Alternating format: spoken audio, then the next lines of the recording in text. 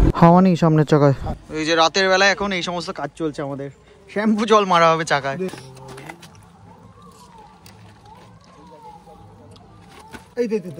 কোথায় টায়ার তো ফেটে গেছে। ফাটা দিয়ে বললো না দাদা? এই দেখো ফাটা দিয়ে এই দেখো ফাটা দিয়ে মারো পানি মারো। ভাই এটা ঠিক হবে কি করে? দেখি টায়ার চেঞ্জ করতে হবে। ফেটে গেছে এই যে দেখি চলে যাবে বর্তমানে। ফেভিকুইক দিলে ঠিক হয়ে যেতে পারে। আচ্ছা ফেভিকুইক আছে আমার কাছে। ফেভিকুইকে ঠিক হয়ে যাবে বলছো? এই দেখে যাও কি ভাই টায়ার ফেটে গেছে, টায়ার চেঞ্জ করতে হবে। অভিজিৎ ভাই ফেভিকুইক লাগানো হচ্ছে, দেখা যাক কি হয়। এরকম ভাবে ফেভিকুইক মেরে দিয়েছি আমরা। টায়ারটা তো মোটামুটি সেট করেছি, অল্প হাওয়া দিয়ে নিয়েছি, দেখা যাক কি হয়।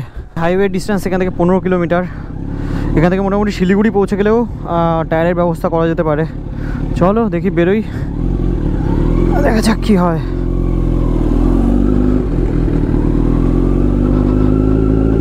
11টা 18 আর ফাইনালি এখন আমরা হাইওয়ে ধরতে চলেছি। এখান থেকে আমাদের রাইট সাইডের দিকে এখন যেতে হবে। ভাই মেইনলি আমাদের কাছে পাঞ্চার ঠিক করার জিনিস ছিল, বাট আমার টায়ারটা পাঞ্চার হয়নি, যেহেতু আমরা খুব ঠান্ডা ওয়েদারে ছিলাম না। তারপরে যখন এরকম নর্মাল ওয়েদারে এসেছি তখন টায়ারের একটা জায়গা থেকে একটু হালকা ফেটে গেছে। ওকে ব্যাপারটা ওটাই যে আমার টায়ারটা যেহেতু পাঞ্চার হয়নি, সে কারণে আমরা ফেভিকুইক দিয়ে ঠিক করলাম। দেখা যাক কত দূর চলে টায়ারটা। ভাই লোক মোটামুটি এখনও 300 কিলোমিটার বাকি এখান থেকে গরুমারা ডিস্টেন্স। আর একটু আগে আমরা একটু দাঁড়িয়েছিলাম, তখন দাঁড়িয়ে আমি টায়ারটা চেক করে নিলাম, হাওয়া সেরকমভাবে কমেনি।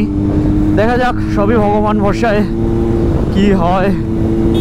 যতক্ষণ যেতে পারছি মানে কমফোর্টেবল লাগছে ততক্ষণ চালাই, দেখা যাবে তারপরে কি হয়।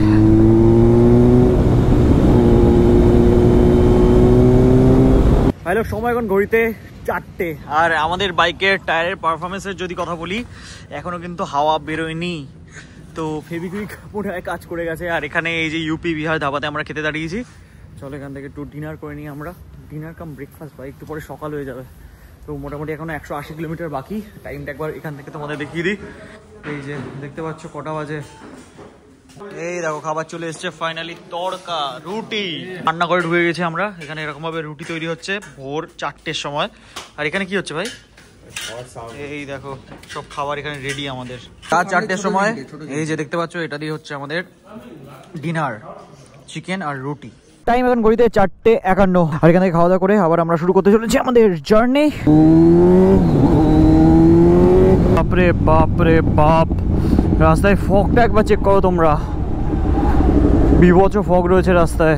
হাইল্যাক্সের পেছন যাই, কিছুই দেখা যাচ্ছে না সামনে, ভয়ানক সিচুয়েশন। কিন্তু এখন শিলিগুড়ি এখান থেকে 223 কিলোমিটার, আলিপুরদুয়ার হচ্ছে 53 কিলোমিটার আর মাত্র। তার মানে আর 10-15 কিলোমিটারের ভেতরে আমরা আসাম থেকে এন্টার করবো ওয়েস্ট বেঙ্গলের ভেতরে। তাহলে টাইম এখন ঘড়িতে 5:14। আর ফাইনালি এখন আমরা এন্টার করছি হচ্ছে ওয়েস্ট বেঙ্গলে।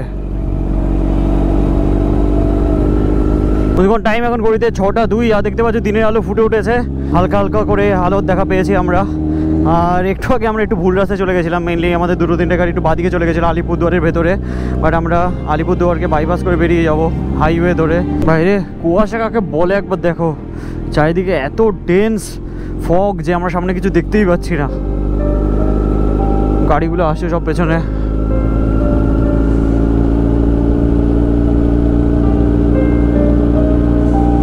এই শীতের সব থেকে বেশি কুয়াশা আজকে পেলাম আমরা। সামনে হাইল্যাক্স যাচ্ছে আমার একটুই সামনে, তার সামনে আর কিছু দেখা যাচ্ছে না।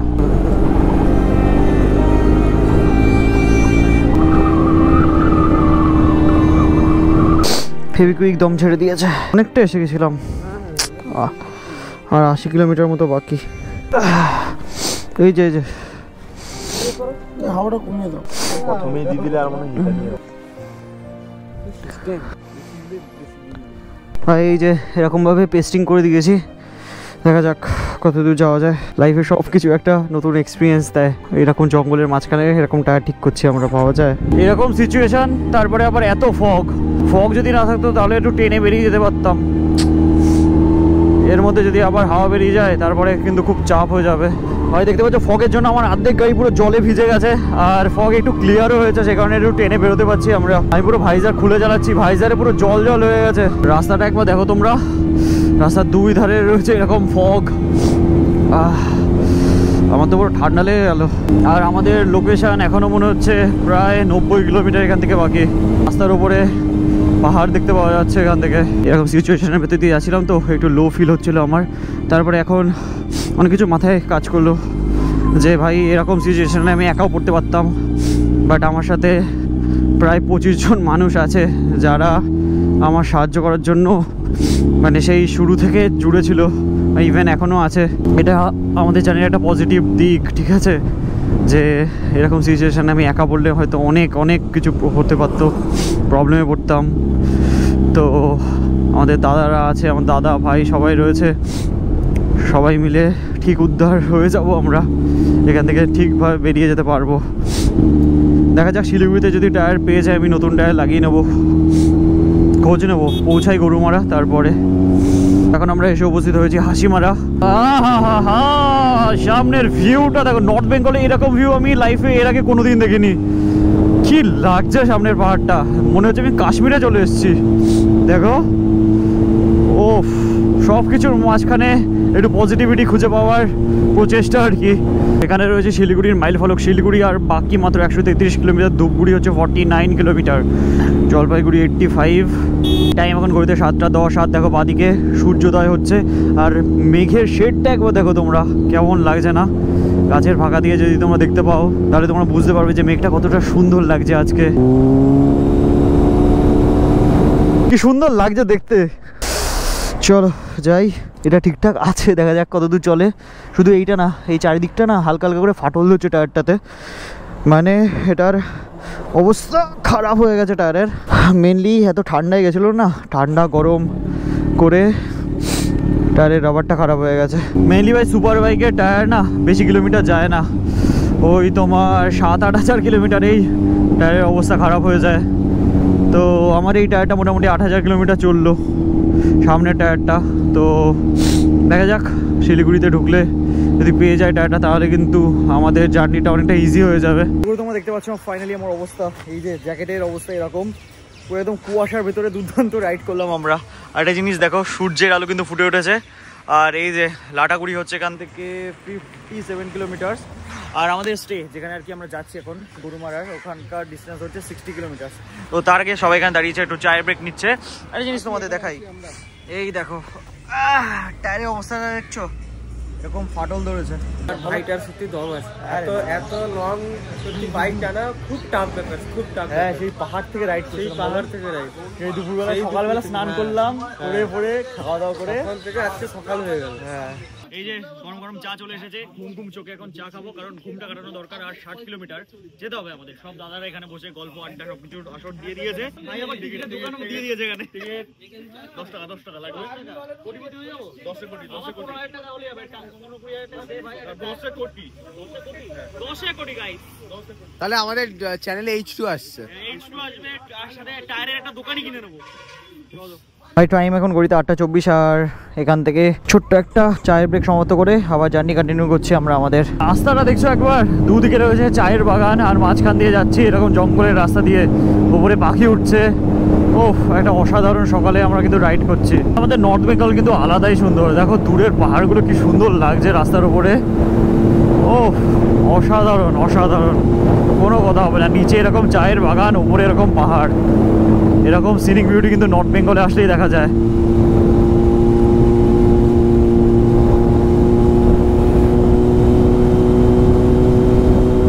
রাস্তায় লেগে গেছে জ্যাম, গরুর জ্যাম লেগে গেছে। এ সাইড হয়ে যাও।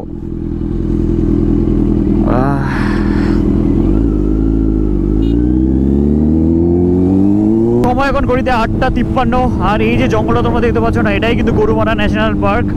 আর এরই আশেপাশে কোথাও একটা রয়েছে আমাদের স্টে। মেইনলি আমার কাছে গুগল ম্যাপ লাগানো নেই, আমাদের গাড়িগুলোতে লাগানো রয়েছে। চালসা হচ্ছে 0.8 কিলোমিটার, বাতাবাড়ি হচ্ছে 0.9 কিলোমিটার। জঙ্গলটা দেখো একবার তোমরা, উফ কি লাগছে না, সেরা সেরা। সূর্যের আলোটা পড়ছে গাছের ভেতর দিয়ে, অসাধারণ লাগছে। এবার এইবার আমাদের ট্রিপের স্টেগুলো জাস্ট সেরা সেরা জায়গায় ছিল, আর এখনো যে জায়গাটায় যেতে চলেছি না সেটাও নেক্সট লেভেলের সুন্দর একটা জায়গা। ও কি লাগছে জঙ্গলটা। তোমরা এখন দেখছো বিউটি অফ ডুয়ার্স, দেখো কি দারুণ না জায়গাটা। আমাদের লেফট সাইডে দেখো, এটা হচ্ছে গরুমারা ন্যাশনাল পার্কের গেট। সবাই এখানে জঙ্গল সাফারি করতে যাচ্ছে গাড়িতে করে। এখানে একটা কণ্ঠের মূর্তিও রয়েছে, কি দারুণ না। এখানে দাঁড়িয়ে এই যে চা বাগানের সুন্দর ভিউ সবার সাথে এনজয় করে আবার আমরা বেরোচ্ছি এখান থেকে। আর এখান থেকে মাত্র 9 কিলোমিটার হচ্ছে আমাদের স্টেট ডিস্টেন্স। আর কি জায়গা এটা দেখো, রাস্তাটা তো দেখে মজা চলে এসছে। এই দেখো জঙ্গলে একটা প্রাণী দেখতে পেলাম আমরা, হনুমান তো দেখতে পেলাম বলো গরুমারা ন্যাশনাল পার্কের।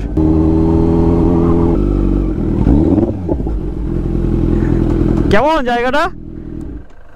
ফাইনালি আমরা এসে উপস্থিত হলাম আমাদের স্টেতে। দেখতে পাচ্ছ জায়গাটা কতটা সুন্দর। তো চলো ফ্রেশন আপ হই, তারপরে দেখা হচ্ছে তোমাদের সাথে। আর ভাই এই যে আমাদের বাইক এখানে কভার দিয়ে ঢেকে দিয়েছি, এত জনের নজর লাগছে সেখানে বাইকে একটু প্রবলেম দেখে দিয়েছিল, বাট সেফলি আমরা পৌঁছে গেছি।